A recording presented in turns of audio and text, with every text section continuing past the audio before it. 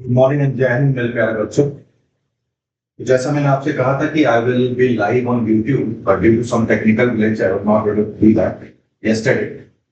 आपके लिए ये मैं मोशन चैप्टर पे एक रिकॉर्डेड वीडियो बना रहा हूँ जिसमें आपके थॉट प्रोसेस और कॉन्सेप्ट क्लैरिटी की केवल बात की जाएगी। Definition and all you all aware of. So हम इसमें आपको सोचना सिखाएंगे कि मोशन चैप्टर चैप्टर आपको अभी कैसे पढ़ना है, ताकि 11th में भी आप अगर इंजीनियरिंग पीसीएम करियर को ऑप्ट करते हैं तो आपका बेस यहीं से शुरू होगा। तो इसे बिल्कुल कॉन्सेप्ट क्लैरिटी के साथ पढ़िएगा, ठीक है बेटे। मोशन क्या होता है you all know. Motion is when anyone changes its position with time, we say he or she or any object is in motion। इसमें कुछ बात करने की जरूरत नहीं है। मोशन एक रिलेटिव टर्म होता है, ये समझने वाली बात है। मोशन एक रिलेटिव टर्म है, ये हम समझते हैं कैसे, ठीक है। मोशन को अगर हम रिलेटिव टर्म कह रहे हैं तो क्यों कह रहे हैं? It's a relative term. कौन? मोशन। मोशन एक रिलेटिव टर्म इसलिए है बेटा, जैसे आप कार में ट्रेवल करते हैं, सपोज आप कार में हैं और you are moving in a car, तो आपसे अगर कोई पूछे कि बाहर जो ट्री दिख रहा है आपको, is that in motion, you will say yes, क्योंकि आपकी कार अगर राइट साइड जा रही है तो ट्री आपको पीछे की तरफ मूव करता हुआ दिखेगा। For you tree is in motion, but for me who is sitting alongside that tree, I can't say that tree is in motion. For me, it is stationary. तो रेफरेंस पॉइंट अगर A का लें तो tree is in motion, but अगर reference point मैं हूं जो tree के साथ खड़ा हूं, for me tree is at rest.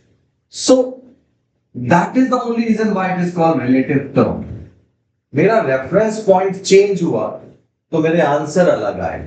Reference point A था the car which is moving in right direction, tree is in motion in left direction. Reference point is me that sitting alongside that tree, the tree is at rest. That's why motion is considered as relative term। ठीक है बेटा। जब भी कोई object motion में होगा, suppose straight line में वो मूव कर रहा है, तो वो अपना पोजीशन बदल रहा है विद टाइम। ठीक है बेटा। तो जब वो अपना पोजीशन बदल रहा है तो he is covering some distance. तो डिस्टेंस का कॉन्सेप्ट आ जाता है देखो। The distance covered by an object is described as the total path of the length covered by an object. आपको डिस्टेंस कैलकुलेट करना है तो you have to simply add all the values which he covered while moving, while in motion. For example, suppose this is the initial position of the object. Let's talk x side. This is the initial position, okay? Object move along O till A. In this case, my distance will be 60 meter. Now, if object comes back to B, in second case, my distance will be 60, previous one, then again comes to 35. So how much distance is covered more from A to B? It's around 25. 35 plus 25, it's 60. So 60 plus 25. Any problem? It will be 85. Now let's again it move from B to C. So now my distance will be 60, 25 plus from 35 to 10 more. It will be 95. So this is the total distance covered by the body when it starts from O, go to B, go to A, then to B, and finally to C. This is total distance. So hope this definition is justified. The distance covered by an object is described as total path length covered by an object between two endpoints. So endpoints are O and C. So what is the total length from O to A to B, and B to C? We simply add the values and we get the answer of total distance. There is another concept, displacement. So you have to build a concept here. What is displacement? Just not memorize it. You have to build a concept. According to figure 1, if an object moves from point O to A, then the total distance traveled by the object is given as 60 kilometers. Now, again, in first case, when object moves from O to A, distance will be 60 kilometers. Okay. And according to the definition of displacement, the shortest possible distance between the initial and final position is called displacement. So in first case, when object moves from O to A, the initial position is this, final position is this, and what is the shortest way to reach here? देखो बेटा, O से A पर कोई ऐसे भी जा सकता है, कोई ऐसे भी जा सकता है. तो जब वो इस तरह से जाएगा तो ये डिस्टेंस कहलाएगा. कोई ऐसे जा रहा है, स्टिल वो डिस्टेंस है. लेकिन डिस्प्लेसमेंट कहता है यहां से यहां तक जाने का सबसे छोटा रास्ता. तो बेटा ये एक फिक्स वे ही हो सकता है, इससे छोटा रास्ता कोई नहीं हो सकता. So displacement talks about the shortest path from initial to final position. तो बेटा इस केस में जब O से A तक गया तो डिस्टेंस तो 60 था, मान लो उसने इसी वे से यहां तक पहुंचा, और डिस्प्लेसमेंट भी अगर ऐसे गया तो क्या होगा बेटा? That is also 60 kilometre. ठीक है. सेकेंड केस हम लेते हैं जब ऑब्जेक्ट O से B तक गया via A, O to B via A. अब यहां आप गौर से देखना, जब आपसे कोई कहे कि डिस्टेंस कितना कवर हुआ, तो आप बोलेंगे एक्चुअल लेंथ हमें कैलकुलेट करनी. तो पहले वो O से A तक गया यानी 60 प्लस, फिर वो A से B तक आया यानी 25, यानी 85 किलोमीटर उसने डिस्टेंस कवर किया. ठीक है बेटा. लेकिन आपसे अगर कोई बोले कि इसमें डिस्प्लेसमेंट क्या कवर हुआ है, what is the value of displacement here, तो O से B तक जाने के लिए, O से B तक जाने का सबसे शॉर्टेस्ट पाथ क्या होगा बेटा? This is the shortest path. यानी ये अगर मैं फाइनल पोजीशन बोलूं तो इनिशियल पोजीशन और फाइनल पोजीशन के बीच का सबसे छोटा रास्ता ये है.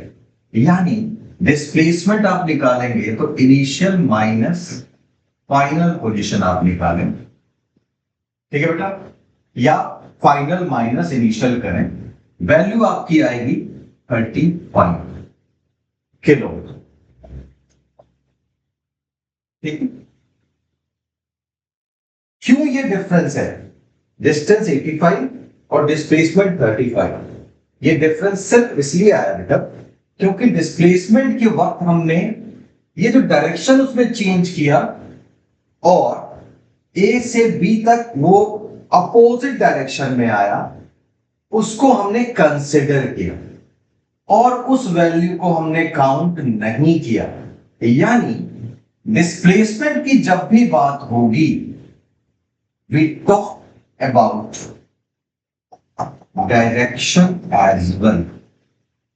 This is the key outcome of this entire observation.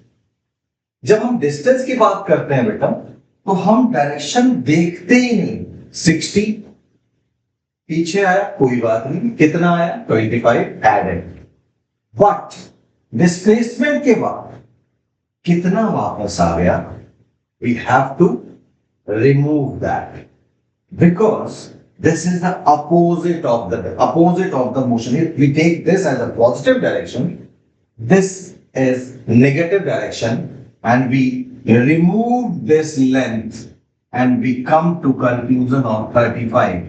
So displacement considers direction as well. तो एक डिफरेंस आप सोचिए, डिस्टेंस और डिस्प्लेसमेंट के बीच में एक डिफरेंस क्या नजर आया बेटा कि डिस्टेंस तो बेटा केवल न्यूमेरिकल वैल्यूज को ऐड करते जा रहे हैं, यानी मैग्नीट्यूड की बात करता है, बट डिस्प्लेसमेंट में डायरेक्शन की भी बात होती है। ठीक है बेटा, तो डिस्टेंस और डिस्प्लेसमेंट के बीच में एक फर्क नजर आया कि डिस्टेंस एक स्केलर क्वांटिटी है because it talks about only magnitude, that is numerical value. Displacement talks about not only magnitude but direction as well. That's why their value may differ or may not. बात यही खत्म नहीं होगी बेटा, एक और बहुत इंपॉर्टेंट कंक्लूजन निकल के आया। डिस्टेंस और डिस्प्लेसमेंट इस केस में आप देखो बराबर आया है। क्यों? Because they are moving in straight path without changing direction. तो अगर डिस्प्लेसमेंट में डायरेक्शन चेंज नहीं हो रहा तो डिस्प्लेसमेंट और डिस्टेंस की वैल्यू सेम होगी। ठीक, कीवर्ड जो आप स्टार लगा के समझेंगे, distance is equal to displacement और distance is greater than displacement. This is the most valuable outcome from this entire discussion. इसी को हमें समझना है। यानी या तो डिस्टेंस डिस्प्लेसमेंट के बराबर होगा बेटा, या डिस्टेंस डिस्प्लेसमेंट से बड़ा होगा। कभी भी डिस्प्लेसमेंट डिस्टेंस से बड़ा नहीं हो सकता। ये दो पॉइंट आप बिल्कुल नोट कर लीजिए और एग्जाम्पल से आप समझ चुके हैं। ठीक है बेटा, अब हम नेक्स्ट टॉपिक पे चलते हैं या इसी को और थोड़ा समझते हैं। ये डिस्प्लेसमेंट बेटा है, final position minus initial position. ठीक है बेटा, अब हम समझते हैं, देखो डिस्प्लेसमेंट 0 भी हो सकता है। अब ये एग्जाम्पल आप समझो, सपोज एक ऑब्जेक्ट ए से स्टार्ट करता है अपनी journey, started from A, rectangular field है बेटा और वो वापस ए पे आता है। तो आपसे मैं पूछूं कि बेटा उसने डिस्टेंस कितना कवर किया, तो आप बोलेंगे 3, 5, 3, 5। केवल न्यूमेरिकल वैल्यूज होंगे, मैग्नीट्यूड की बात कर रहे हैं। वो नॉर्थ गया, ईस्ट गया, साउथ आया, वेस्ट आया। डिस्टेंस के वक्त ये हमें सोचना ही नहीं है। डिस्टेंस आपका हो गया 3 + 5 8, 8 + 3 11, 11 + 5 16 मीटर। लेकिन डिस्प्लेसमेंट की जब आप बात करेंगे तो फाइनल पोजीशन भी यही है बेटा, इनिशियल पोजीशन भी यही था, फाइनल पोजीशन भी यही है। तो जब इनका डिफरेंस आप निकालोगे it will be 0 because object is at same position. तो 0 आ रहा है। अगेन देखो distance is greater than distance, क्योंकि यहां हमने डायरेक्शन कंसीडर किया, जितना ये 3 ऊपर गया उतना ही ये नीचे आया, कैंसल आउट। जितना ये राइट मूव किया उतना ही ये लेफ्ट मूव किया, कैंसल आउट। डिस्प्लेसमेंट में हम डायरेक्शन को भी कंसीडर करें, इसलिए इसकी वैल्यूज गिवन है। ठीक है बेटा, जब हम कंसीडर करते हैं डायरेक्शन को तो ऐसी क्वांटिटी को हम वेक्टर क्वांटिटी, तो आपके पास वेक्टर क्वांटिटी का एक एग्जांपल आया, displacement which has magnitude plus direction। इसका एग्जांपल आपको कौन है बेटा? अभी डिस्प्लेसमेंट। आगे भी कुछ एग्जांपल आएंगे वेक्टर के, स्केलर के। स्केलर कौन हुआ बेटा? स्केलर हुआ जिसमें हम सिर्फ मैग्नीट्यूड की बात करेंगे, ओनली न्यूमेरिकल वैल्यूज। कौन है इसका एग्जांपल? डिस्टेंस। मेरे ख्याल से ये बहुत क्लियर थॉट है आपका। डायरेक्शन को जब हम कंसीडर कर रहे थे बेटा, तो जितना ये ऊपर गया उतना ही यहाँ नीचे आया, दैट्स वाई 0। जितना ये राइट गया उतना ही नेगेटिव आया, दैट्स वाई 0। बट डिस्टेंस में हमने कोई डायरेक्शन नहीं लिखा, वी सिंपली ऐड। ठीक है बेटा, distance always greater than displacement और मे बी इक्वल। ठीक है, यहां एक बहुत इंपॉर्टेंट पॉइंट और हमें समझना है कि अगर आपसे कोई कहता है कि डिस्टेंस और डिस्प्लेसमेंट की रेशियो क्या होगी, तो याद रखना बेटा, ये मतलब सिर्फ इसी टॉपिक के लिए नहीं, लाइफ में किसी भी रेशियोज के 3 ही चीजें पॉसिबल हो सकती है। या तो 1 से बड़ी वैल्यू होगी रेशियो, या 1 के छोटी, या इक्वल होगी। अब आप समझो इसे, अगर डिस्टेंस और डिस्प्लेसमेंट को आप देखें तो डिस्टेंस अगर बड़ा हुआ यानी न्यूमरेटर बड़ा डिनोमिनेटर से, डिस्टेंस की वैल्यू बड़ी अगर आई तो डिस्प्लेसमेंट से, 2 ही केस हो सकता है बेटा, या तो ये दोनों बराबर होंगे या डिस्टेंस बड़ा होगा। तो न्यूमरेटर जब भी बड़ा हो, न्यूमरेटर बड़ा, डिनोमिनेटर छोटा, तो वैल्यू हमेशा 1 से बड़ी आती है उस रेशियो। आप लाइफ का कोई भी एग्जांपल ले लो, न्यूमरेटर बड़ा डिनोमिनेटर छोटा, it will B 1.6 more than 1। जब भी न्यूमरेटर बड़ा होगा और डिनोमिनेटर छोटा होगा तो ये रेशियो बड़ा आएगा 1 से। लेकिन आपने सोचना एक और चीज है, ये दोनों इक्वल भी तो हो सकते हैं। अगर ये दोनों इक्वल हुए तो रेशियो बराबर हो जाए, न्यूमरेटर भी 5 डिनोमिनेटर भी 5, तो कैंसिल होकर 1 हो जाए। इसलिए यहां हम इक्वल का भी साइन लगाएंगे। तो डिस्टेंस और डिस्प्लेसमेंट का रेशियो या तो 1 से बड़ा होता है बेटा, या बराबर होता है। ये एक इंपॉर्टेंट आउटकम निकल के आया है, ये आपने ध्यान रखना है। ये आपके एग्जामिनेशन पॉइंट ऑफ व्यू से और फ्यूचर पॉइंट ऑफ व्यू से भी आपको ध्यान रखना है। एग्जाम में कई बार इसे रिवर्स कर देगा बेटा, बी केयरफुल। हमें कुछ भी रटना नहीं है कि ये रेशियो ऐसा होता है, नो। अगर ये रिवर्स हो गया तो फिर सोचेंगे आप, हर चीज सोच के आइडेंटिफाई करना है। अगर इसने कहा डिस्प्लेसमेंट अपॉन डिस्टेंस का रेशियो क्या होगा, तो ध्यान से, अगर ये बराबर हैं तो कैंसिल होके 1 के इक्वल हो जाएंगे। ठीक है, और डिस्टेंस बड़ा हो सकता है तो वैल्यू 1 से छोटी हो जाएगी, और बराबर हुए तो इक्वल हो जाएगी। यानी डिस्प्लेसमेंट बाय डिस्टेंस का ratio less than equal to 1 possible. ये 2 आउटकम आप बहुत ध्यान से अपने साथ रखेंगे। हम अगले टॉपिक पे आ रहे हैं बेटा।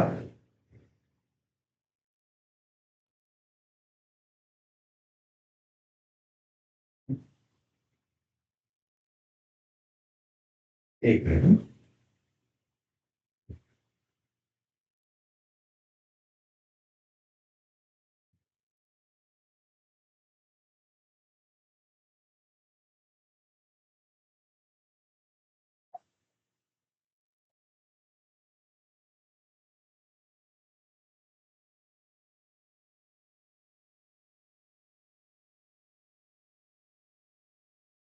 यहां तक हमने चीजों को समझा बेटे।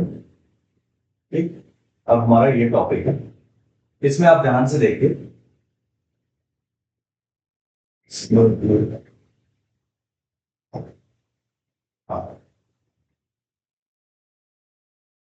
Negative displacement and positive displacement, ये हम ऑलरेडी समझ चुके हैं।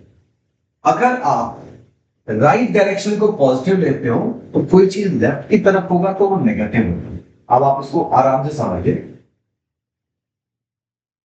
Example of negative and positive displacement, यहां आप देखें ध्यान से, displacement of object B is negative. क्यों? क्योंकि बी लेफ्ट की तरफ मूव करता है। ठीक है बेटा, फाइनल पोजीशन बी का कहां है बेटा?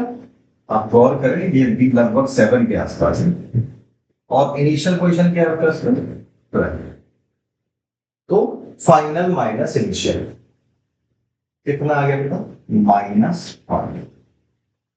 इसमें 5 तो आपका न्यूमेरिकल वैल्यू है और ये नेगेटिव साइन क्या दिखा रहा है बेटा?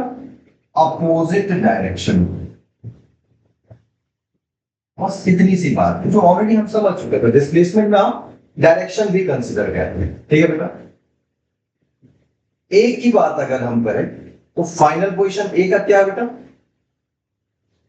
ये देखो 7 पे है और इनिशियल पोजीशन क्या है? 0।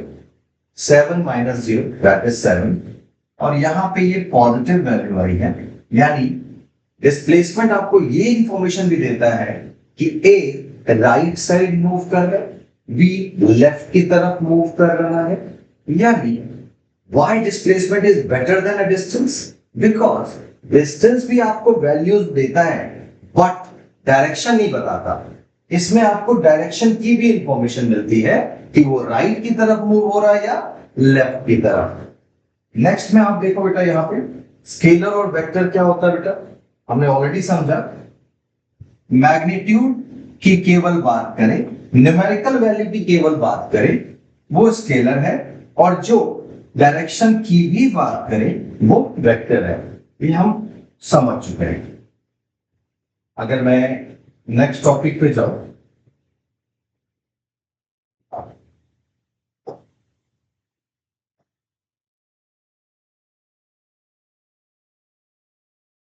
तो डिस्टेंस डिस्प्लेसमेंट का आपको डिफरेंस मेरे ख्याल से बहुत आसान है बेटा।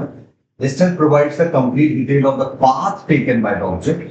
Displacement does not provide the complete detail of the path, क्योंकि ओ से सिर्फ सी तक का हम निकाल रहे हैं डिस्प्लेसमेंट। वो ए भी गया था, बी पे गया था, ये पता नहीं चलता डिस्प्लेसमेंट से। तो एक बहुत इंपॉर्टेंट डिफरेंस है बेटा।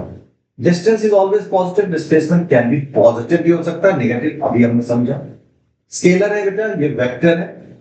The distance between 2 points may not be unique. Displacement between 2 points is always unique. इसका मतलब क्या हुआ ये समझो, बहुत इंपॉर्टेंट पॉइंट।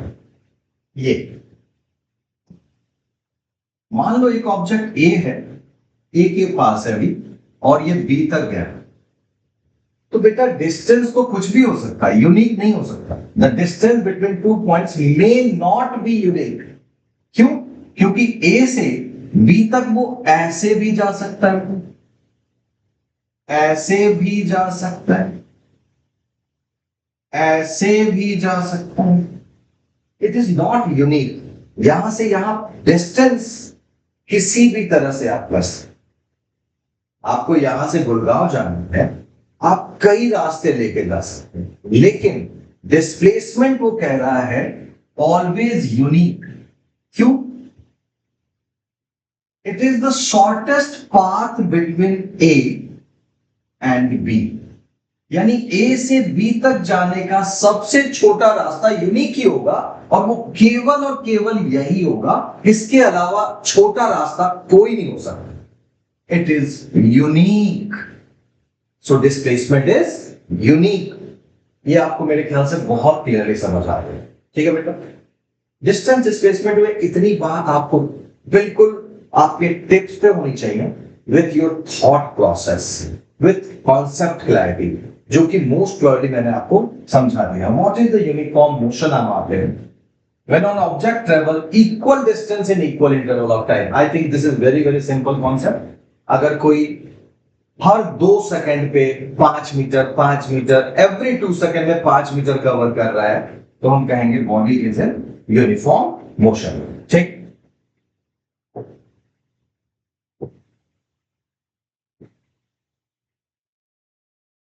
तो uniform motion very simple concept.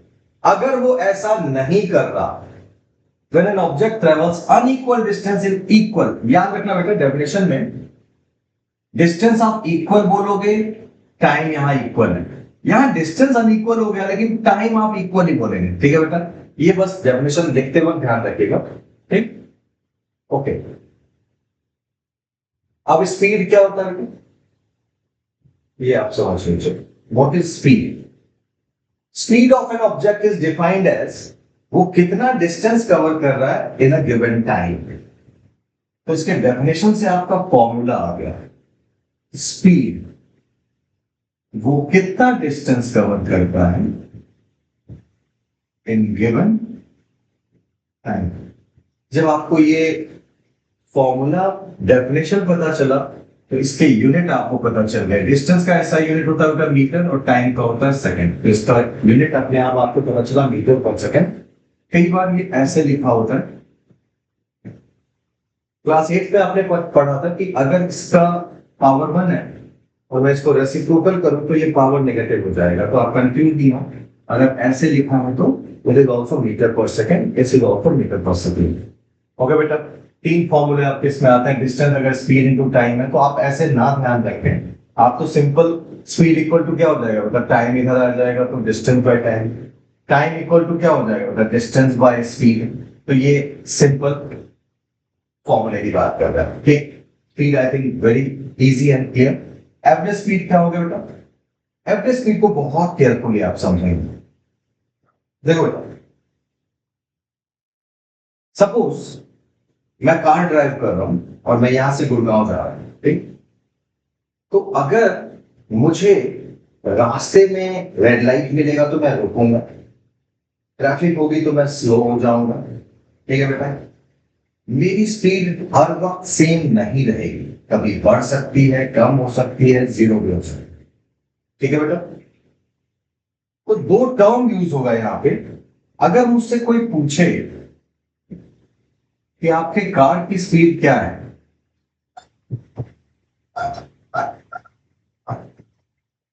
तो मैं स्पीडोमीटर में उस वक्त की स्पीड देखकर उसे बताऊंगा it is 40 kilometre per hour.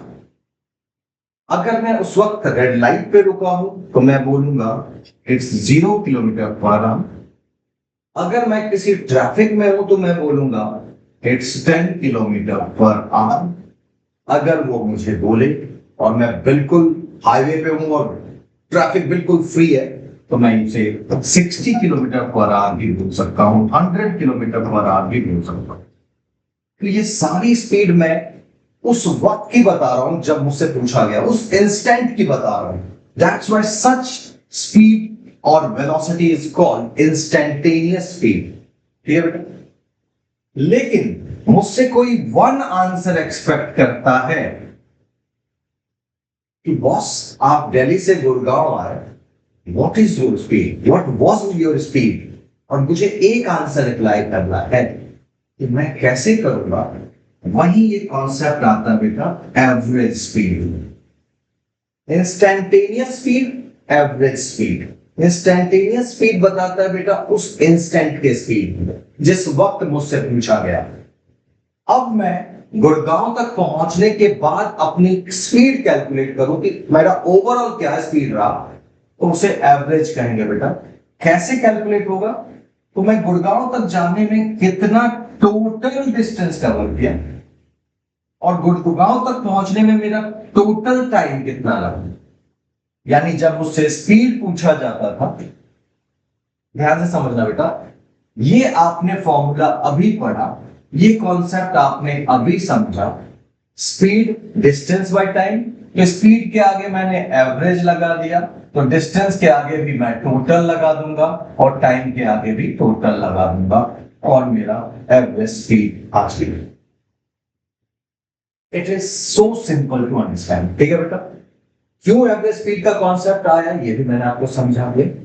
Instantaneous speed क्या होती है ये भी आप समझ गए। ठीक है बेटा, एक एग्जांपल लेके समझते हैं। एक ऑब्जेक्ट है जो 10 मीटर 3 सेकंड में ट्रेवल कर रहा है, फिर 12 मीटर 7 सेकंड में कर रहा है। सोचो बेटा, वो 10 मीटर 3 सेकंड में कर रहा है तो डिपेंड्स ऑन द ट्रैफिक। अगली बार वो 12 मीटर 7 सेकंड में कर रहा है, अगेन ट्रैफिक की वजह से कोई रीजन रहा होगा। उससे कोई एक स्पीड पूछेगा तो वो एवरेज स्पीड बताएगा बेटा। तो सबसे पहले वो कैलकुलेट करेगा टोटल डिस्टेंस मैंने कितना कवर किया 22 मीटर, टोटल टाइम मेरा कितना लगा 10 सेकंड, और एवरेज स्पीड को निकाल लेगा 22 by 10, that is 2.2 meter per second. This is how we calculate the average speed. Clear है बेटा? कहीं कोई डाउट? चलिए अब हम नेक्स्ट टॉपिक पे चलते हैं। I consider the point. Speed अगर आपको समझ आ गया बेटा, तो अब आप समझेंगे वेलोसिटी। जैसे आपने डिस्टेंस और डिस्प्लेसमेंट को समझा था, ठीक उसी कॉन्सेप्ट को यहां फिर अप्लाई करिएगा। ठीक है ना? कॉन्सेप्ट कहता है मेरी स्पीड के साथ अगर डायरेक्शन आ गया, जैसे मैं ईस्ट की तरफ मूव कर रहा हूं कि नॉर्थ की तरफ 20 मीटर पर सेकेंड से मूव कर रहा हूं, केवल मैं अगर बता रहा हूं I am moving with 20 metre per second तो मैं स्पीड की बात कर रहा हूं। अगर मैं बता रहा हूं I am moving with 20 metre per second in south direction, north direction, west direction, direction की बात कर दी स्पीड में, तो वो वेलोसिटी कहलाएगा। तो वेक्टर क्वांटिटी का सेकंड एग्जांपल वेलोसिटी है, because it talks about not only numerical value magnitude but direction as well. ठीक है बेटा, it is defined as speed. तो वेलोसिटी स्पीड बेटा, फर्क क्या है? डायरेक्शन। डिस्टेंस और डिस्प्लेसमेंट दोनों बेटा कितना हम चल रहे हैं, क्या हम पाथ कवर कर रहे हैं, सेम था, बट डिस्प्लेसमेंट डायरेक्शन की बात कर रहा था। तो वेलोसिटी भी स्पीड है but with direction in a particular direction. ठीक है बेटा, तो स्पीड को जब आपने डिस्टेंस बाय टाइम बोला, तो वेलोसिटी को क्या बोलोगे आप? Displacement by time. यूनिट में उसकी सेम ही होगी बेटा, मीटर पर सेकंड। ठीक, एवरेज स्पीड आपने निकाला था total distance by total time, तो एवरेज वेलोसिटी आप निकालेंगे total displacement by total time. ठीक है, इस कॉन्सेप्ट को अलग से समझना होगा। एवरेज वेलोसिटी अगर ऑब्जेक्ट नॉन यूनिफॉर्म मोशन में है, यानी कभी उसकी स्पीड कम हो रही है, ज्यादा हो रही है, डायरेक्शन चेंज हो रहा है, तो भी हम कहेंगे वेलोसिटी बदल रही है उसकी। तो नॉन यूनिफॉर्म मोशन में है तो एवरेज वेलोसिटी आप total displacement by total time की हेल्प से निकाल लेंगे। लेकिन एक और चीज आप देखें कि अगर एक ऑब्जेक्ट यूनिफॉर्म मोशन में है, ठीक है बेटा, आपको उसकी इनिशियल वेलोसिटी पता है, फाइनल वेलोसिटी पता है, तो आप उनको ऐड करके इनिशियल वेलोसिटी को u से डिनोट किया जाता है, फाइनल वेलोसिटी को v से, उसको 2 से डिवाइड कर देंगे। तो ये तभी पॉसिबल है, एवरेज वेलोसिटी को आप ऐसे तभी कैलकुलेट कर सकते हैं जब वो यूनिफॉर्म मोशन में, यानी आपको उसका इनिशियल और फाइनल वेलोसिटी पता हो। ठीक है बेटा, average velocity in general non uniform motion में आप total displacement by total time से कैलकुलेट कर लेंगे, जैसे आप एवरेज स्पीड को टोटल डिस्टेंस और टोटल टाइम से कैलकुलेट कर लेंगे। ये कॉन्सेप्ट आपको ऑलरेडी समझा चुका हूं। Instantaneous speed and instantaneous velocity, उस वक्त की स्पीड, उस इंस्टेंट की स्पीड, उस इंस्टेंट की वेलोसिटी। ठीक है बेटा, ये टॉपिक ऑलरेडी कवर्ड है, तो हम नेक्स्ट टॉपिक पे जा सकते हैं।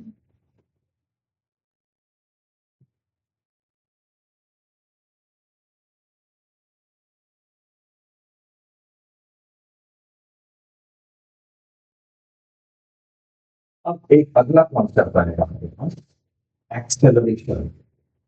जब हम देखते हैं आप यूनिफॉर्म मोशन में हैं तो आपकी कार की वेलोसिटी कांस्टेंट रहती है, एक ही वेलोसिटी से आप चलते हैं, ठीक है बेटा, यानी वेलोसिटी चेंज नहीं होती। And the rate of change of velocity इसमें क्या होगा, जीरो। यानी आपकी वेलोसिटी की रेट जो है, यानी आपका इनिशियल और फाइनल वेलोसिटी सेम है, इसमें कोई चेंज नहीं होगा। दोनों जब सेम है बेटा तो यू की जगह पर आप v रख देंगे तो v minus v value zero. Change, अभी कार इतनी से चल रही है, बाद में भी यही वेलोसिटी इसकी है, फाइनल वेलोसिटी भी वही है, तो दोनों में चेंज आप निकालोगे तो कैसे निकालोगे, बाद में से पहले वाले को सब्ट्रैक्ट करते, तो दोनों की वैल्यू अगर सेम है तो v minus c equal to zero ही आता है, ठीक। लेकिन अगर एक ऑब्जेक्ट नॉन यूनिफॉर्म मोशन में है, यानी उसका इनिशियल वेलोसिटी और फाइनल वेलोसिटी अलग अलग है, तो दोनों में आप एक डिफरेंस निकाल सकते हैं, यानी v माइनस यू की वैल्यू कुछ ना कुछ होगी, क्योंकि दोनों वैल्यू अलग है। सपोज अभी ऑब्जेक्ट 2 मीटर पर सेकेंड से चल रहा, फाइनली वो 4 मीटर पर सेकेंड से चलने लगा, तो v माइनस यू की वैल्यू कितनी हो गई बेटा, 2 मीटर पर सेकेंड, 4 माइनस 2। तो this is change in velocity. तो ये वेलोसिटी जब चेंज हुआ होगा तो कुछ तो टाइम लगा होगा बेटा। मान लो 2 सेकंड में ऐसा हुआ, तो इसे भी 2 से डिवाइड करेंगे तो 2 सेकंड, तो ये कितना हो जाएगा बेटा, 1 मीटर, नीचे सेकंड इंटू सेकंड, सेकंड का square, that is 1 metre per second square. और ये एक नया कॉन्सेप्ट आया, एक्सेलरेशन। एक ऑब्जेक्ट 2 मीटर पर सेकंड की स्पीड से चल रहा था, आप कार में बैठे हैं, आपकी कार की स्पीड 2 मीटर पर सेकंड है, आपने एक्सेलरेटर पे पावर रखा, आपके कार की स्पीड 4 मीटर पर सेकंड है। मैं आपसे पूछूं स्पीड में चेंज कितना हुआ, आप कहेंगे v minus U that is 2 metre per second. कितने टाइम में ये चेंज हुआ, 2 सेकंड में, तो 2 metre per second by 2 that is 1 metre per second square. कैसे ये चेंज हुआ, क्योंकि आपने एक्सेलरेटर पे पावर रखा, that's why this term is called acceleration. तो डेफिनेशन आपके पास अपने आप आ गया बेटा, what is acceleration, change in velocity, यानी v minus u, final velocity minus initial velocity, upon कितने टाइम में चेंज हुआ, v minus u by t, और वेलोसिटी का यूनिट है मीटर पर सेकंड बेटा, और टाइम का सेकंड, तो metre per second upon second, it will be metre per second square, या इसको मीटर सेकंड माइनस 2 भी लिखा होगा, तो डोंट गेट कंफ्यूज, ठीक है बेटा। एक्सेलरेशन सिंपल, आप कार में ड्राइव करें, बाइक चलाएं तो एक्सेलरेट करते जब आप, तो आपकी उस वक्त की वेलोसिटी यानी इनिशियल वेलोसिटी बदल जाएगी और वो फाइनल वेलोसिटी में चेंज हो जाएगी। 10 से आप चल रहे थे, एक्सेलरेट कर लिया आपने, तो अब आप 20 से चल रहे हैं, तो चेंज कितना हुआ, 10। कितनी टाइम में चेंज हुआ, सपोज 2 सेकंड में, तो एक्सेलरेशन क्या हो गया, 5 मीटर पर सेकंड स्क्वायर। कोई भी एग्जांपल लें, आप इसको इतना ही सिंपल समझे बेटा, कि कार हो या बाइक या कोई भी व्हीकल, जब आप एक्सेलरेट करेंगे तो अभी की वेलोसिटी बदल जाएगी, फाइनली कुछ और हो जाएगी, इनका डिफरेंस कितना और कितने टाइम में हुआ उससे divide, that is called acceleration. It is so simple to understand, ठीक है बेटा, इसको क्लियर रखिए। अब अगर आपने एक्सेलरेशन का डेफिनेशन समझ लिया, चेंज इन वेलोसिटी, तो आपका फॉर्मूला भी क्लियर हो गया बेटा। चेंज इन वेलोसिटी मतलब v माइनस सी अपॉन टाइम, तो ए का फॉर्मूला आ गया v minus 1 change in velocity per unit time, और यूनिट क्या होगी बेटा, मीटर पर सेकेंड स्क्वायर। ठीक, अब आते हैं बेटा यूनिफॉर्म। अगर ये चेंज यूनिफॉर्म है, मतलब हर 5 सेकंड पे मेरी velocity 5 metre per second change हो रही है, equal change in velocity in equal interval of time, such acceleration is uniform acceleration. अगर ये change unequal, if there is unequal change in equal interval of time, यहाँ पे बेटा equal ही रखती है, ठीक है ना, equal interval of time, then जैसे यूनिफॉर्म नॉन यूनिफॉर्म मोशन में टाइम को हमने इक्वल ही रखा था, न्यूमरेटर को आप चेंज कर रहे थे, यहाँ भी change in velocity अगर unequal है, equal interval of time, such acceleration is non-uniform acceleration. ठीक है ना बेटा? Acceleration is again a vector quantity. It will also talk about the magnitude as well as direction. तो ये थर्ड क्वांटिटी आपके सामने वेक्टर आया बेटा, पहला डिस्प्लेसमेंट, फिर velocity and now acceleration. Scalar में आपके पास क्या क्या था बेटा, speed, distance, time. Time is also a scalar quantity, क्योंकि टाइम का कोई डायरेक्शन नहीं है, टाइम बेटा आगे बढ़ता ही रहता है, एक ही डायरेक्शन में चलता है, उसका कोई डायरेक्शन नहीं। ठीक है बेटा, अब एक छोटा सा कॉन्सेप्ट और यहां समझ लीजिए, आपने पढ़ा acceleration is change in velocity upon time, ठीक है, change in velocity by time. अब मान लो आपके कार की इनिशियल वेलोसिटी थी 10 मीटर पर सेकेंड, आपने एक्सेलरेटर पे पावर रखा, आपकी फाइनल वेलोसिटी हो गई 15 मीटर पर सेकेंड, और ऐसा तुरंत नहीं होगा, obviously it will take some time, suppose it has taken time of 4 seconds. तो आपसे कोई पूछे कि तुम्हारी कार कितनी एक्सेलरेट हुई, इसकी एक्सेलरेशन क्या है, तो आप बोलेंगे वेलोसिटी कितनी चेंज हुई, v माइनस v, कितना टाइम लगा, v क्या हो गया बेटा 50 माइनस 10 upon 4, 40/4, that is 10 metre per second square. ये आपका एक्सेलरेशन हो गया, ठीक है बेटा, कहीं कोई दिक्कत यहाँ तक, बहुत बढ़िया। ऐसा भी तो हो सकता है बेटा, आपकी कार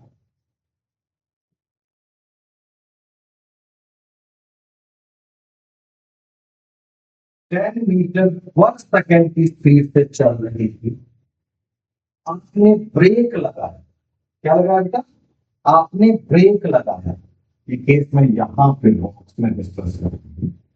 आपकी कार चल रही थी 10 मीटर पर सेकेंड की स्पीड से, किसी भी रीजन से आपने ब्रेक लगाया, तो ऑब्वियस है आपकी कार की फाइनल वेलोसिटी इससे कम हो जाएगी या जीरो हो सकती है। अगर आप रुक गए, सपोज आपकी कार रुक गई, तो आपका final velocity 0 metre per second हो गया। अब आपसे कोई पूछे एक्सेलरेशन बताओ, तो आप बोलेंगे again same thing, change in velocity v minus u, और ऐसा होने में आपको लगा मान लो टाइम 2 सेकेंड का,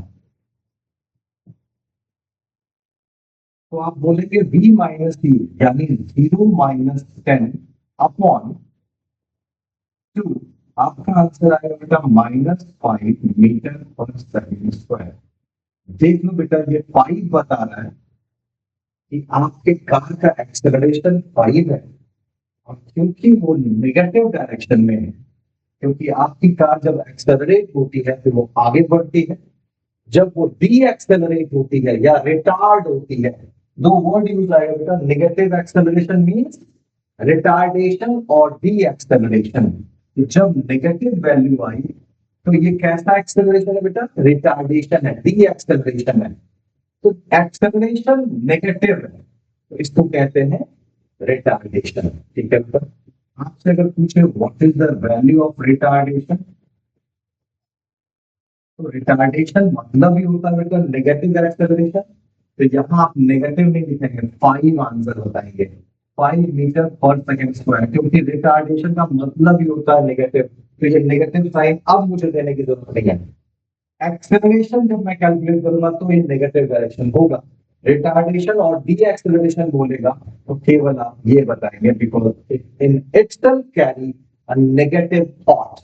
रिटार्डेशन का मतलब ही हुआ बेटा नेगेटिव एक्सेलरेशन। तो यहाँ आप नेगेटिव नहीं लिखेंगे, ठीक है, ये ध्यान रखिएगा, ठीक है।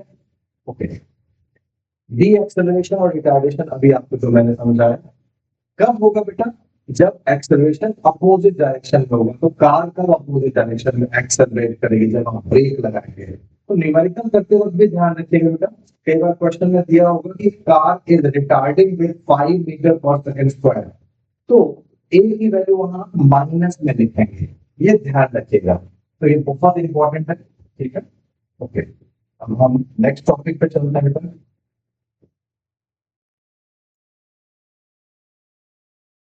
Acceleration, retardation, uniform non uniform acceleration हमने समझ लिया था।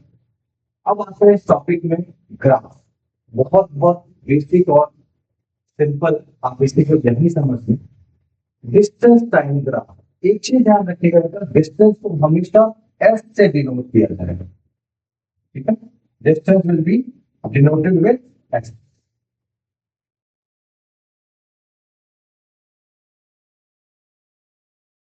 ठीक है। आज से आप फिजिक्स में डिस्टेंस की जब भी बात करेंगे तो आप उसे एस से डिनोट करेंगे। Distance means s. Initial velocity means u. Final velocity means v. Time को t से डिनोट किया जाएगा, मतलब एक्सीलरेशन को a से डिनोट किया जाएगा, ठीक है। ये टर्म्स आपके लिए इस चैप्टर में बहुत इंपॉर्टेंट। यहाँ पे मैंने डिस्टेंस टाइम ग्राफ दिया है। एक्स एक्सिस पे टाइम है बेटा, वाई पे डिस्टेंस है, ठीक। इस ग्राफ को देखिए, अगर यहाँ टाइम 1 सेकेंड है तो डिस्टेंस मान लो 20 मीटर है, टाइम 2 सेकेंड है तो डिस्टेंस अभी भी 20 मीटर है। टाइम बढ़ता जा रहा है लेकिन डिस्टेंस सेम है। ये कब पॉसिबल है? तो आप सुबह घर में थे, आधे घंटे बाद भी आप घर में हैं, 1 घंटे बाद भी आप घर में हैं, टाइम बढ़ता जा रहा है लेकिन आपका पोजिशन वही का वही है। I will say you are at rest. तो ये ग्राफ सिर्फ आपको विजुअलाइज करना है, ग्राफ को याद नहीं करना, आप इसको यहां और यहां से रीड करें। Time 1 second, object suppose 20 metre, time 2 second, object 20 metre, 3 second, object 20 metre.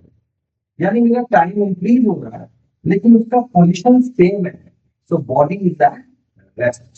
तो ये ग्राफ बॉडी रेस्ट पे है, इसको डिनोट कर रहा है, ठीक है बेटा। अब यहां देखिए, डिस्टेंस और टाइम। डिस्टेंस जब एक टाइम जब 1 सेकेंड था बेटा, सॉरी मिनट्स में, यहाँ पे टाइम 1 मिनट था तो डिस्टेंस उसने 10 मीटर कवर किया।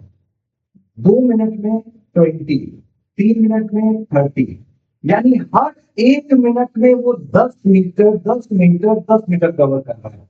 हर 1 मिनट पे 10 metre, equal distance in equal time, uniform motion, uniform speed. मैं आपसे अगर बोलूं इस पॉइंट पे बताओ स्पीड कितनी है, speed equal to distance upon time. 20/2, 30/3, 40/4, 10 ही आ रहा है आंसर, यानी उसकी स्पीड हमेशा कांस्टेंट है। और एक चीज समझ में आता है, डिस्टेंस टाइम ग्राफ में जो ग्राफ होता है वो स्पीड होता है। हम इस ग्राफ पे स्पीड को कैलकुलेट कर रहे हैं। यहाँ आपसे कोई स्पीड पूछे तो आप बताइए 60/6, अगेन 10। तो uniform speed, uniform motion, uniform velocity, अगर मैं इसे डिस्प्लेसमेंट भी बोल दूं और ये टाइम, तो डिस्प्लेसमेंट बाय टाइम वेलोसिटी। तो आप पीछे जो पढ़ चुके बेटा उन टॉपिक्स को भी रिलेट किए। सर यहाँ पे अगर ये डिस्प्लेसमेंट होता और ये टाइम होता तो ये वेलोसिटी होता, फिर ये डायरेक्शन के साथ बात कर रहे हैं, ठीक है बेटा। अगर ग्राफ स्ट्रेट नहीं है like this, then we say it is in non-uniform motion. Clear बेटा? तो body at rest uniform motion और नॉन यूनिफॉर्म मोशन, ठीक। अब आते हैं बेटा VT graph, velocity time graph, और इसे आप स्पीड टाइम ग्राफ भी पूरी। बेटा स्पीड और वेलोसिटी में सिर्फ डिफरेंस आपको दिमाग में सेट रखना है, value wise both are same, ठीक। डायरेक्शन एक में होता है, एक में नहीं होता। तो इन जनरल अगर क्वेश्चन में कुछ नहीं पूछा जा रहा, वेलोसिटी और स्पीड को डिफरेंशिएट जैसा कुछ पूछ नहीं रहा आपसे, तो कैलकुलेशन के वक्त आप उसे वेलोसिटी यूज करिए, initial velocity, final velocity use करिए, ठीक है। ये वीटी ग्राफ है बेटा, जिसमें वाई एक्सिस पे वेलोसिटी है और टाइम एक्सिस पे टाइम है। फिर से ग्राफ को केवल रीड करो।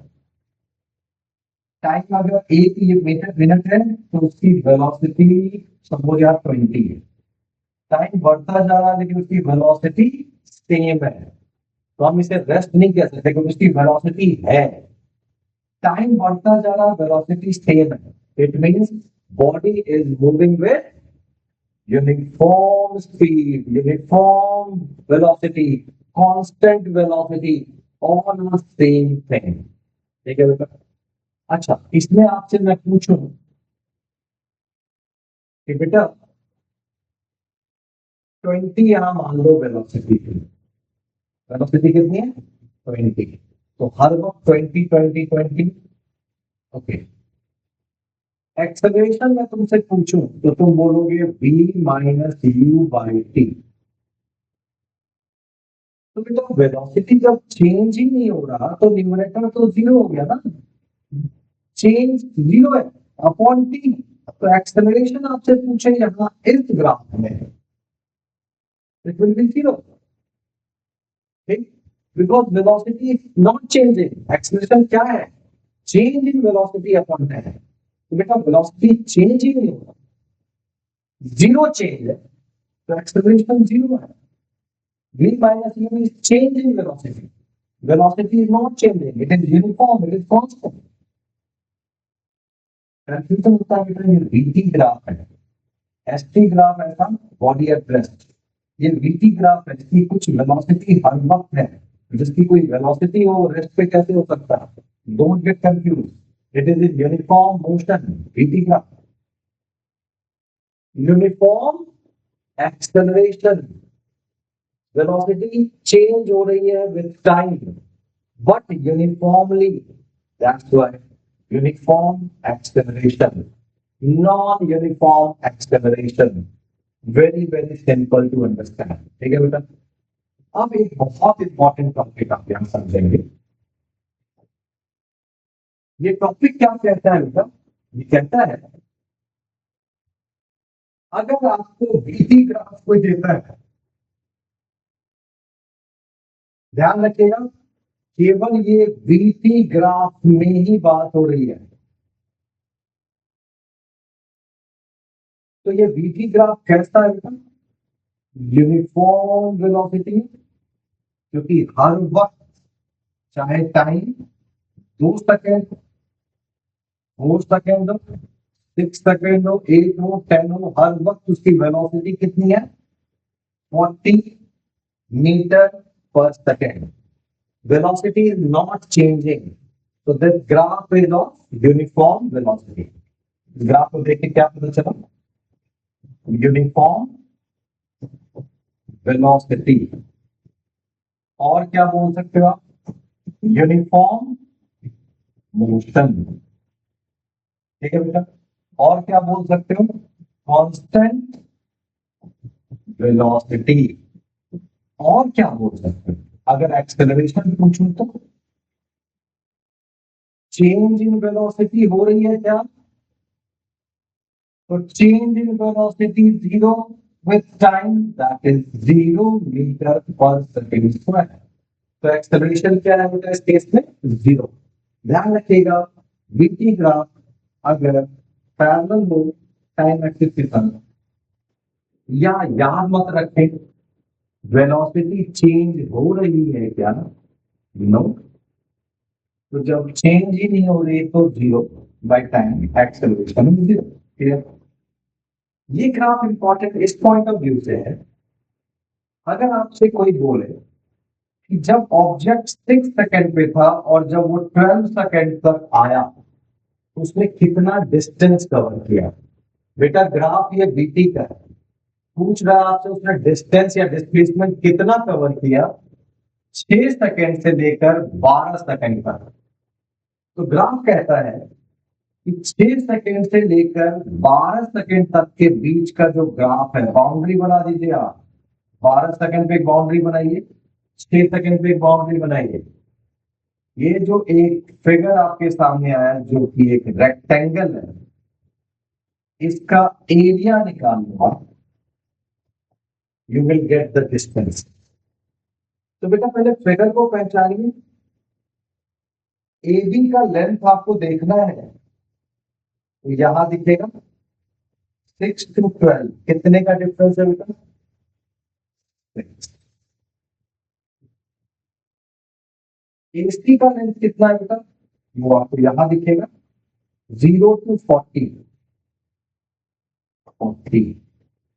रेक्टेंगल का एरिया क्या होता है बेटा? लेंथ इंटू ब्रेथ, यानी 240 मीटर उसने डिस्टेंस कवर किया फ्रॉम 6 to 12। अगर आपसे पूछता इनिशियल 4 सेकंड में कितना किया, तो आप 4 सेकंड पे, यहां तो बाउंड्री बनी हुई है, ये एरिया निकाल। 4 सेकंड में उसने कितना डिस्टेंस कवर किया? रेक्टेंगल लेंथ कितना बेटा? 40। ब्रेथ कितना बेटा? 0 to 4, 160 मीटर। तो वीटी ग्राफ आपको हेल्प करता है not only to identify these 4 things, also you can find the distance or displacement covered by the object by finding the area। Specific यहाँ उसने शुरू के 4 सेकंड का पूछा तो आप बाउंड्री यही बनाएंगे, उसने 6 से 12 का पूछा यहां बनाएंगे। अगर उसने पूछा होता कि पूरे 12 सेकंड में टोटल डिस्टेंस, तो length into breadth 12 into 40 480 metre.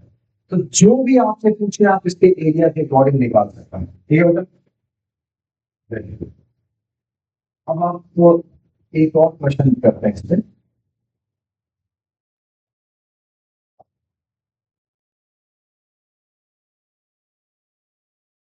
हमने ये क्वेश्चन कर दिया, ग्राफ को भी समझ लिया तो यहाँ है। इसको ध्यान रखो। फिर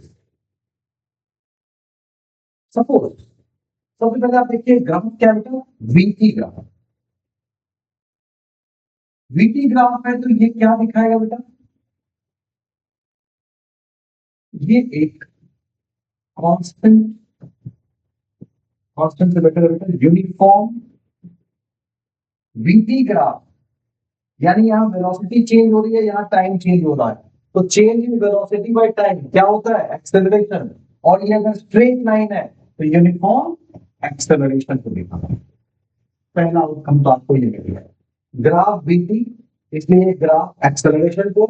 ग्राफ कैसा?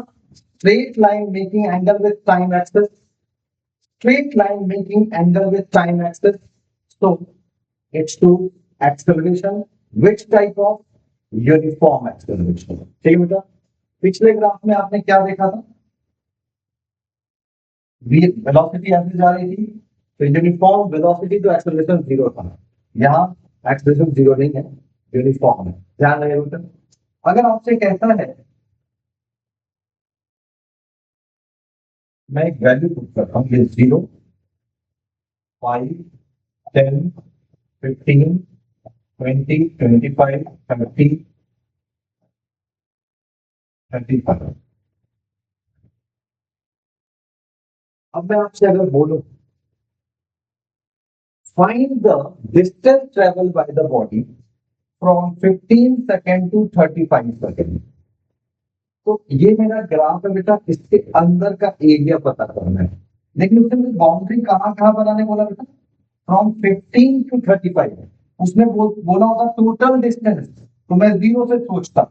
उसने बाउंड्री बता दी, एक कंडीशन बताया 15 टू 35 के बीच उसने कितना डिस्टेंस कवर किया, तो मुझे 15 पे बाउंड्री बनानी पड़ेगी और 35 पे बाउंड्री बनानी पड़ेगी। और फिर हमें देखना होगा ये टोटल एरिया, इसके अंदर एक रेक्टेंगल दिख रहा है, एक ट्रायंगल दिख रहा है, तो इसका एरिया क्या होगा। ट्रायंगल है बेटा, half into base, base AC है, एसी का लेंथ यहां दिखेगा 15 टू 35 कितना है बेटा 20 इंटू हाइट, तो ट्रायंगल की हाइट यहां दिखेगी, यहां वैल्यू पुट कर देता हूं 10 20 30 40 50 60 और ये बीच में है तो 25। ठीक है बेटा, मुझे हाइट बीसी से देखना है तो यहां देखेंगे 25 टू 60 कितना हो गया 35। 350 मीटर इसका एरिया, इसका एरिया क्या होगा बेटा, रेक्टेंगल है तो लेंथ इंटू ब्रेथ, 15 से 35 कितना हो गया, ये लेंथ मुझे निकालना है, तो यहाँ वैल्यू देखेंगे बेटा 15 से 35 कितना हो गया 20। ब्रेथ यहाँ देखेंगे तो इसके लिए मुझे वाई एक्सिस से जाना होगा 0 टू 25 कितना होगा 20। 25 इंटू 20 500 मीटर। टोटल डिस्टेंस कितना होगा this plus this that is 850 metre. यानी ऑब्जेक्ट जब 15 सेकंड से 35 सेकंड तक ट्रेवल करता है तो वो 850 मीटर कवर करता है। कोई दिक्कत नहीं, आसान। ठीक है, अगर उसने इस टाइम का भी पूछा हो तो 0 टू 15 सेकेंड यानी टोटल, तो हम इसको भी फाइंड कर सकते हैं। बताओ हाफ इंटू बेस बताइए बेटा 15 15 हाइट बताओ बेटा 25 25 इंटू 15 मीटर 25 15 5 जा 75 रिमेनिंग 7 15 टू जा 30 और 7 375 बाई 2 डेसिमल में निकाल लेंगे और 850 में इसको ऐड कर देंगे। ये कहता टोटल एरिया फ्रॉम 0 टू 35 से चलिए। तो बेटा बीटी ग्राफ जो होगा, पहले ग्राफ को आइडेंटिफाई करिए, उसके नीचे का जो भी एरिया है उसकी बाउंड्री डिसाइड करिए और जो भी फिगर्स बन रहे हैं उनके एरिया को फाइंड करके ऐड करते जाइए, you will get the total distance. ठीक है, आसान बेटा, बहुत बढ़िया। अब हम मोस्ट प्रोबेबली क्लोज कर रहे हैं इसको, यहां तक आप समझ चुके हैं। पहले बेटा पहले के सिलेबस में ये ग्राफ की हेल्प से हम इक्वेशन के थ्री मोशन के जो थ्री इक्वेशंस हैं उसको हम डिराइव करते थे, वो अब हटा दिया गया। अब आपको डायरेक्टली थ्री इक्वेशंस बनाए जाते हैं मोशन के, वो आप देख लीजिए। आपको भी मैंने बोला था बेटा यू ध्यान रखिएगा, बी ध्यान रखिएगा, एस क्या होता है, ए क्या होता है और टी, ये टर्म्स आपको ध्यान रखने चाहिए। यू इनिशियल वेलोसिटी बेटा, एट प्रेजेंट उसकी वेलोसिटी क्या है, v is the final velocity, वो एक्सेलरेट कर गया या डी एक्सेलरेट करके उसकी वेलोसिटी फाइनली क्या आ रही है, डिस्टेंस कितना कवर किया, एक्सेलरेशन क्या है, टाइम क्या है। इसी के बेसिस पे तीन इक्वेशन है बेटा। ये इक्वेशन तो आप इसी से निकाल सकते हैं, a equal to v minus u by t. T को इधर ले आइए बेटा, ये हो जाएगा a t equal to v minus u, इसी से आ गया v equal to u plus a t. कोई दिक्कत, ये पहला इक्वेशन। यानी इसमें कितने टर्म्स है बेटा, एक दो तीन चार, कोई भी तीन चीज आप गिवन में लिखेंगे, फॉर्मूला यूज करके फोर्स पता कर लेंगे। ये कहता है बेटा distance equal to ut plus half a t square. बेटा क्वेश्चन को रीड करेंगे, सारे गिवन लिखेंगे, इसको यूज करें या v square minus u square equal to 2as। S निकालने का ये दो फॉर्मूला बेटा, या जो भी गिवन हो वो गिवन लिखें और फिर सोचें इनमें से किसे यूज करके rest of thing can be find. गिन के बेटा ये 5 चीजें हैं, केवल इन्हीं पे आपके सारे क्वेश्चन होते हैं और इसी के बेसिस पे आप इसको कैलकुलेट करते हैं। ठीक है बेटा, लास्ट टॉपिक हमारा आता है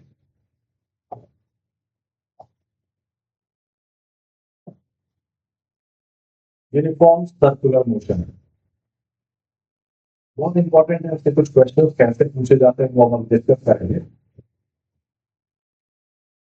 ध्यान से देखिएगा इसको। सपोज एक ऑब्जेक्ट मूव करता है with constant velocity in a circular path, यानी इस पॉइंट पे उसकी वेलोसिटी मान लीजिए 10 मीटर पर सेकंड, यहां भी 10 मीटर पर सेकंड, यहां भी 10 मीटर पर सेकंड, यहां भी 10 मीटर पर सेकंड, यहां भी 10 मीटर पर सेकंड। इसलिए हमने वर्ड यूज किया कांस्टेंट वेलोसिटी से मूव कर रहा है। लेकिन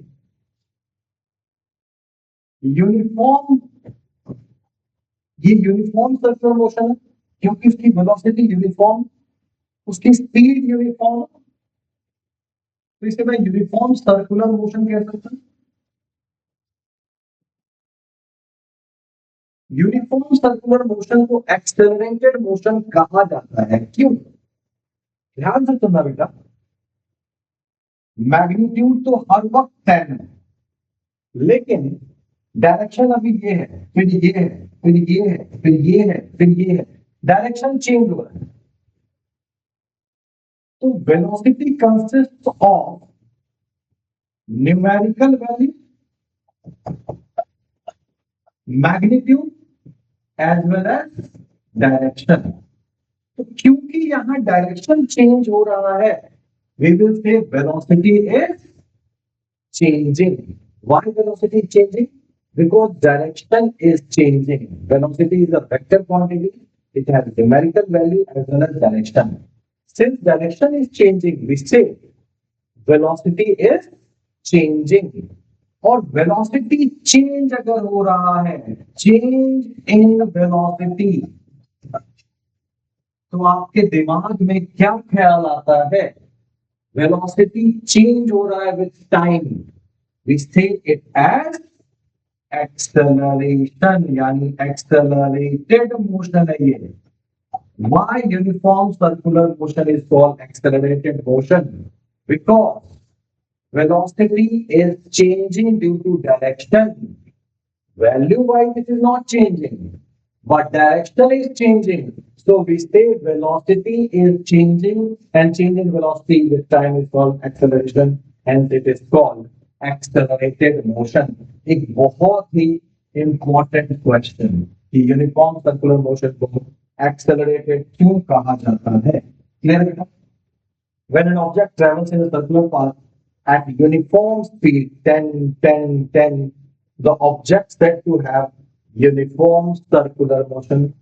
स्पीड तो सेम ही है बेटा, स्पीड में कोई फर्क नहीं आ रहा, वेलोसिटी भी वैल्यू वाइज कोई फर्क नहीं है, तो uniform velocity but direction changing, so velocity is changing, hence we call it an accelerated motion. Clear है बेटा? अच्छा, जब कोई ऑब्जेक्ट सर्कुलर मोशन में मूव करता है बेटा, तो वो सर्कमफ्रेंस को कवर कर रहा होता है। तो सर्कमफ्रेंस कवर कर रहा है, यानी वो डिस्टेंस जब आप निकालेंगे, उसका सर्कमफ्रेंस निकालेंगे बेटा 2 पाई आर अपॉन टाइम। तो डिस्टेंस अपॉन टाइम क्या होगा? स्पीड और वेलोसिटी, वो निकल जाएगा बेटा। आपको रेडियस पता होना चाहिए, 2 पाई आर से आप उसका डिस्टेंस निकाल लेंगे और कितने टाइम उसने सर्कुलर मोशन कवर किया, टाइम से डिवाइड कर देंगे। अगर उसने 2 चक्कर लगाए तो 2 into 2 पाई आर, 3 लगाए तो 3 into 2 पाई आर, 1.5 अगर सर्कल उसने घुमाए 1.5 into 2 pi r upon time, you will get the velocity. बेटा ये टॉपिक मैंने एक ब्रीफ में, या आप कह सकते हैं कॉन्सेप्चुअली आपको समझाने की कोशिश की है, ठीक है? इसके अलावा भी अभी बहुत सारे क्वेश्चन उसके करने हैं, प्रैक्टिस आपका टेस्ट है आपका। All the best. और कोई डाउट और कुछ भी हो तो you can ask me in the class. Wish you all the best.